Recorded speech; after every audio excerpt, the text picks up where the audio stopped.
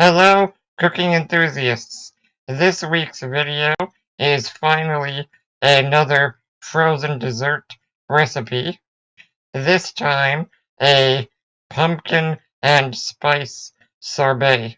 So for this pumpkin sorbet, we are of course starting with squash. Um, as you may know, the distinction of squash and pumpkin is basically arbitrary. Many types of pumpkins really don't make good cooking ingredients. Even some that I tested that were called pie pumpkins were very pale and watery.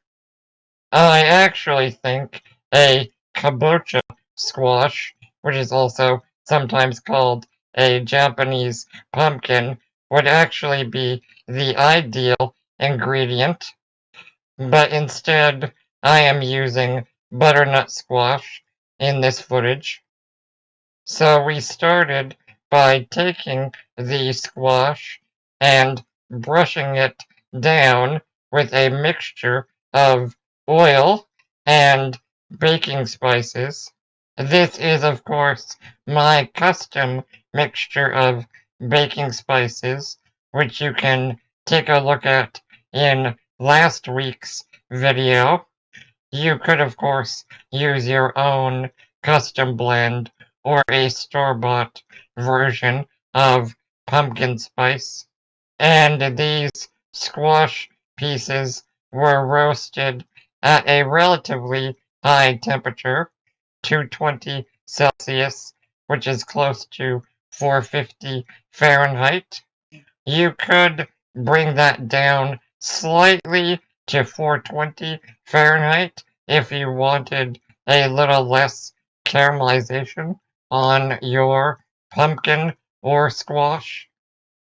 But with these high temperatures and the relatively thin pieces, it only took just over 10 minutes to roast the squash. In addition to roasting the squash, there was also one carrot. This carrot is important because apple juice gets blended with it along with a piece of fresh ginger, and straining this liquid becomes sort of the supplemental liquid of the sorbet mixture. The resulting sorbet won't really taste like apple, but it provides some base sweetness and a very small amount of acidity. The carrot primarily brings color, but also some sweetness, and the ginger is a good fresh component to complement the spices. From there, the actual procedure of the recipe is very simple. To the base liquid, you add maple syrup and a little bit of molasses. And if you check the video description for the full written recipe, I do recommend a potential range of maple syrup quantity. I used 90 grams here, but potentially as much as 110 grams could be better depending on people's preference. We also add the dry ingredients, which is dextrose, salt, the usual stabilizers. If you have seen my other sorbet and gelato videos, as well as some additional spices. And finally, we begin incorporating the roasted squash itself in multiple stages, and we have set aside 500 grams after roasting. Once that is thoroughly blended and smooth, we incorporate the final ingredient, which is some combination of vanilla extract and potentially an aged spirit, which in my case was an apple brandy. Once everything is combined, it needs to rest for at least a few hours, and we left it overnight. And the next day, it needs to be blended one more time.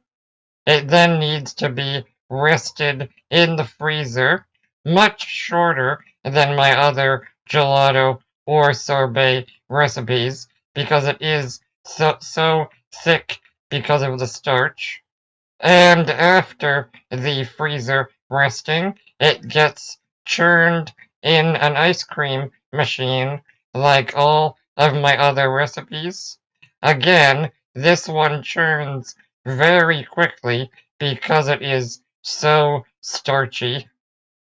For that reason, it is also very firm once fully frozen. Overall, though, I'm really happy with the recipe.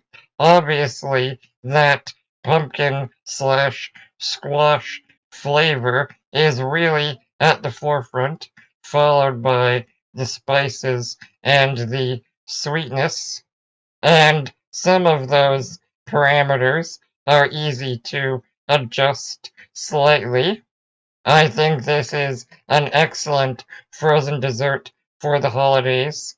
It happens to be completely plant-based, and it would go great with an apple-based dessert or a pecan-based dessert.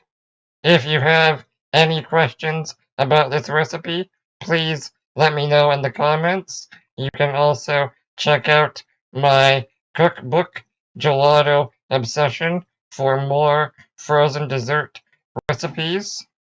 Otherwise, thank you for watching.